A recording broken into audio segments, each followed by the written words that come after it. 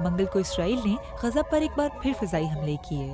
Hamas کے civil defence ادارے کے ترجمان کا کہنا ہے کہ غزہ میں اسرائیلی بمباری سے اب تک 33 افراد ہلاک جبکہ درجنوں زخمی ہوئے ہیں۔ ان حملوں میں غزہ کے مختلف علاقوں میں ہسپتال، اسکول اور گھروں کو نشانہ بنایا گیا۔ اسرائیل اور حماس جنگ بندی معاہدے کے بعد ایک دوسرے پر اس کی خلاف ورزی کا الزام لگاتے آئے ہیں۔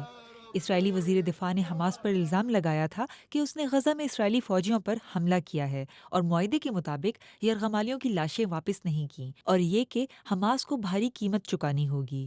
حماس نے دعویٰ کیا کہ اس کا ان حملوں سے کوئی تعلق نہیں اور زور دیا کہ وہ جنگ بندی معاہدے پر قائم ہے۔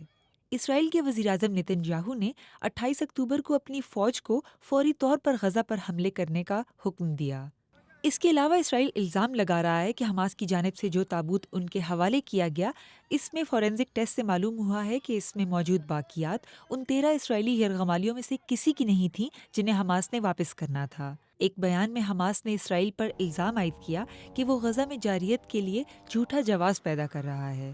اس نے دعویٰ کیا کہ اسرائیل غزہ میں لاشوں کی تلاش میں رکاوٹ ڈال رہا ہے۔ امریکی صدر ڈونلڈ ٹرمپ نے کہا کہ کچھ بھی غزہ میں جنگ بندی معاہدے کو خطرے میں نہیں ڈال سکتا، لیکن اگر اسرائیلی فوجیوں کو نشانہ بنایا گیا تو انہیں جوابی کارروائی کرنی چاہیے۔